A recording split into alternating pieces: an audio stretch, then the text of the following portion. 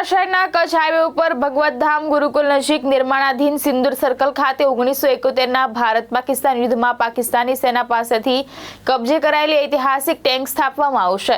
યુદ્ધ ટ્રોફી તરીકે મૂકવામાં આવનારી આ ટેન્ક ભારતીય સેનાની શૌર્યગાથાનું પ્રતીક બનશે। પૂર્વ મંત્રી આઈ.કે. જાડેજા, ધારાસભ્ય પ્રકાશભાઈ વરમોરા અને ધાંગધ્રા નગરપાલિકાની ટીમના માર્ગદર્શન હેઠળ સિંદૂર સર્કલનું નિર્માણ ચાલી રહ્યું છે। ભારતીય સેના દ્વારા ઉપલબ્ધ કરાવવામાં આવેલી અંદાજે 31,000 કિલો વજનની ટેન્ક અહીં સ્થાપવાની કામગીરી હાથ ધરવામાં આવી છે। ટેન્કનું વજન વધુ હોવાથી તેને સ્થળ ઉપર પહોંચાડવા અને ગોઠવવા માટે એકસાથે 3 ક્રેનની મદદ લેવામાં આવી હતી। સમગ્ર કામગીરી પૂર્ણ કરવામાં અંદાજે 7 કલાકનો સમય લાગ્યો હતો। ટેન્ક સ્થાપિત થયા બાદ તે ધાંગધ્રાની નવી ઓળખ બનવાની સાથે ભારતીય સેનાના શૌર્ય, પરાક્રમ અને રાષ્ટ્ર રક્ષામાં આવેલા યોગદાનની યાદ અપાવશે। ઐતિહાસિક ટેન્કને લઈને સ્થાનિકોમાં ગર્વ અને ઉત્સાહ જોવા મળી રહ્યો છે।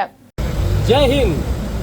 અત્યારે આ ઇન્ડિયન આર્મીની પાકિસ્તાનથી જે 1971ના યુદ્ધમાં જે ટેન્ક આ ભારતની ઇન્ડિયન આર્મીએ જે છીનવી લીધી હતી એ અત્યારે પાકિસ્તાનની ઇન્ડિયન આર્મી પાસે પડેલી આ ધાંગધ્રાની ટેન્ક ધાંગધ્રાના આર્મી તરફથી આપણને ધાંગધ્રા નગરપાલિકાને ભગવત ધામ ગુરુકુલ બાયપાસ માટે સિંદૂર સર્કલ બનાવવા માટે આ ટેન્ક આપણને અત્યારે આપેલી છે કે અત્યારે નગરપાલિકાના અમારા પ્રમુખ, કારોબારી ચેરમેન, સેનેટરી ચેરમેન, દંડક, અમારી આ બધાની ટીમ છે એ અત્યારે અહીંયા આવી છે અને અત્યારે એક સાથે ત્રણ ક્રેન સાથે અને અત્યારે ઉપાડી રહ્યા છીએ તો પણ મુશ્કેલ પડે છે। એટલે કેટલી મજબૂત હશે આ ક્રેન તમે જુઓ।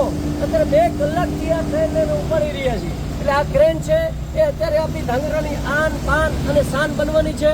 ભગવત ધામ ગુરુકુલ પાસે બનેલું સિંદૂર સર્કલ કે જે આઈ.કે. જાડેજા સાહેબ અને ધારાસભ્ય પ્રકાશભાઈના માર્ગદર્શન હેઠળ જે આ સર્કલ બની રહ્યું છે ત્યાં આ પાકિસ્તાનથી છીનવેલી આ ટેન્ક ત્યાં મૂકવાની છે। જય હિન્દ। મહેશ ઉતરિયા, દ્રષ્ટિકોણ ન્યૂઝ, સુરેન્દ્રનગર।